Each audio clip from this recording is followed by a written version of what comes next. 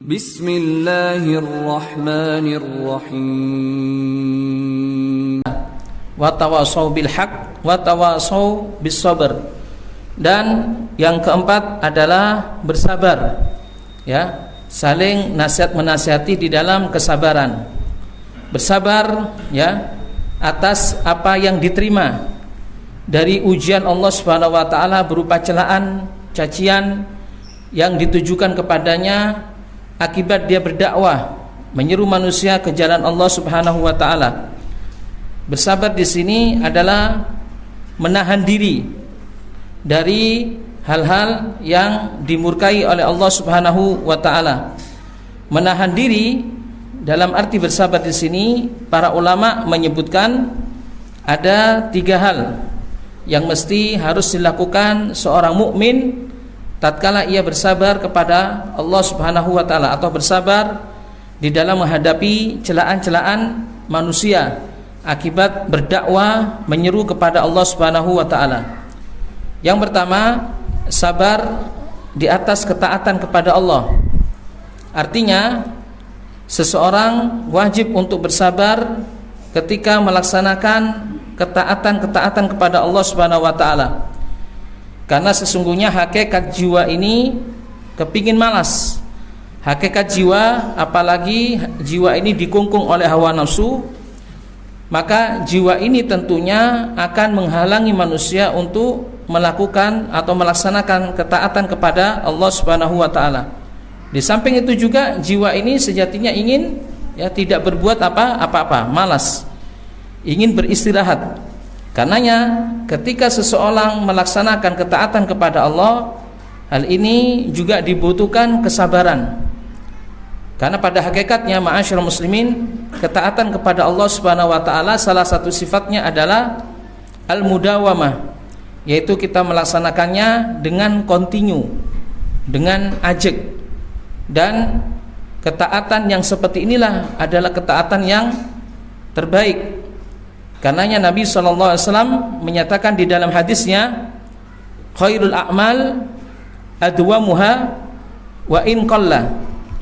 Sebaik-baik amalan adalah amalan yang dilaksanakan dengan dawam, yaitu dengan kontinu, dengan ajek, walaupun amalan tersebut sedikit.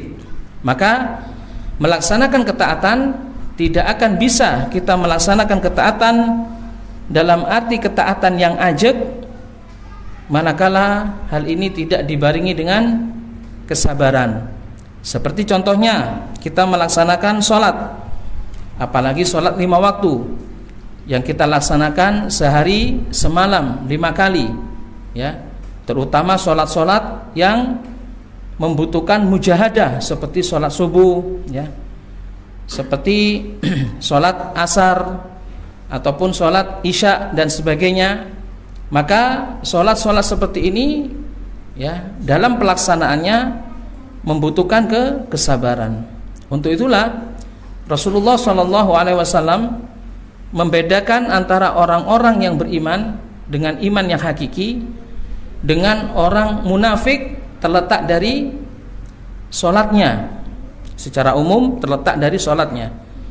Allah Subhanahu wa ta'ala berfirman, innal munafiqina yukhadi'una Allaha wa huwa khadi'uhum wa idza qamu ilas salati qamu kusala yura'una an-nas wa la yadhkuruna Allaha illa qalila.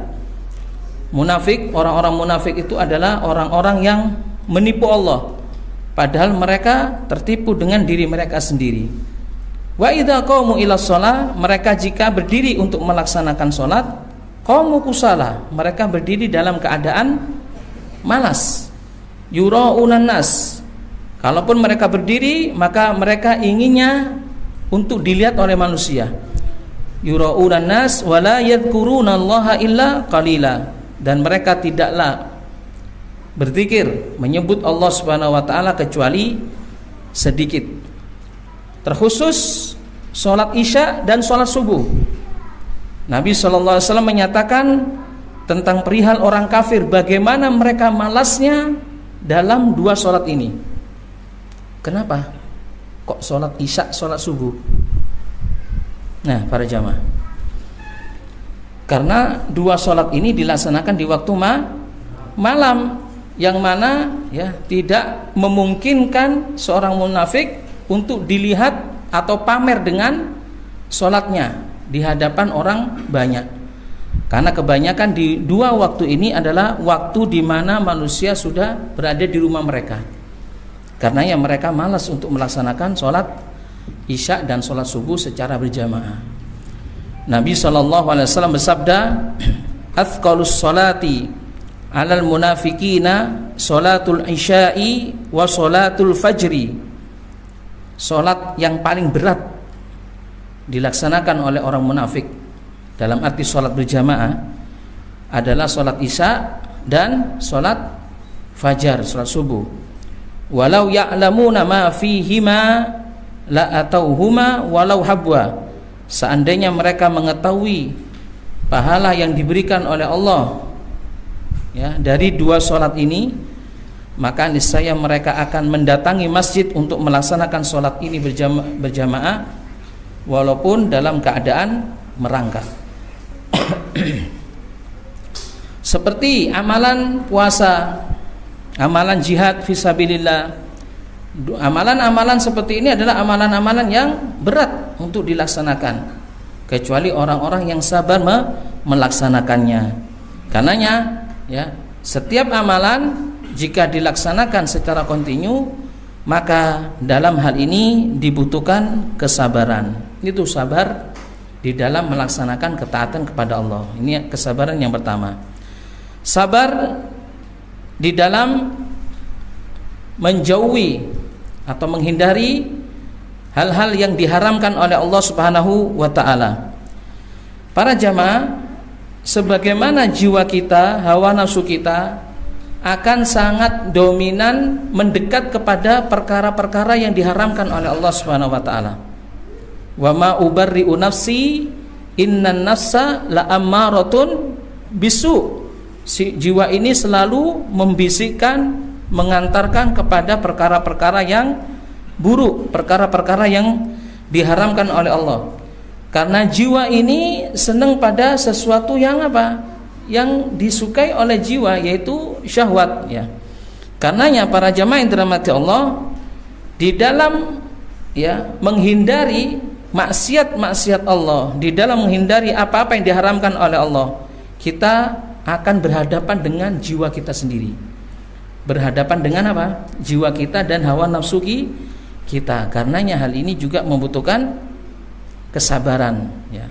Kesabaran di dalam mengekang hawa nafsu agar hawa nafsu tidak terlalu cenderung kepada perkara yang diharamkan oleh Allah Subhanahu wa taala. Maka barang siapa ya yang menang di dalam menguasai hawa nafsunya dan mampu untuk menundukkan hawa nafsunya kepada ketaatan kepada Allah dan menghindarkan hal-hal yang dilarang oleh Allah Subhanahu wa taala, maka sungguh dia orang yang beruntung. Kemudian sabar yang ketiga, dan hal ini kesabaran yang ketiga, 1, 2 dan 3 ini adalah kesabaran yang mesti harus ada pada seorang yang beriman. Kesabaran di dalam menghadapi atau menerima takdir Allah Subhanahu wa taala, tentunya dalam hal ini takdir yang buruk. Seperti musibah yang dialami oleh manusia. Seperti contohnya di antara musibah adalah kematian kerabat atau kehilangan harta benda atau musibah berupa sakit dan sebagainya. Maka hal ini harus dihadapi dengan sabar. Sabar terhadap takdir Allah Subhanahu wa taala. Karenanya sabar di dalam menghadapi musibah-musibah seperti ini agar kita tidak berkeluh kesah kepada Allah Subhanahu wa taala atas musibah yang menimpa kita. Dan kita juga tidak menyalahkan Allah Subhanahu wa taala atas musibah yang kita alami. Karena seorang mukmin wajib mengetahui di balik musibah yang dia dapatkan dari Allah Subhanahu wa taala tentunya ada kemudahan. Di balik musibah tentunya ada apa? ada keuntungan yang didapatkan oleh seorang mukmin. Seperti contohnya ketika Allah Subhanahu wa taala menimpakan musibah berupa sakit bagi seorang mukmin, maka musibah tersebut ya salah satu keuntungannya adalah agar Allah Subhanahu wa taala nantinya menggugurkan dosa-dosa mukmin yang tertimpa musibah sakit tersebut dengan penyakitnya. Ma yusibul muslim min nasabin wala wasabin wala hammin wala adan hatta syauka yashukuha illa kafarallahu biha khotoyahu. Tidaklah apa-apa yang menimpa pada diri seorang muslim, baik dari sakit, kegundahan, kegelisahan, kesedihan, bahkan duri yang menempel pada kulitnya, kecuali hal ini akan menjadi mukaffir, yaitu penggugur dosa dari seorang muslim tersebut. Karenanya hal ini harus kita hadapi dengan sabar.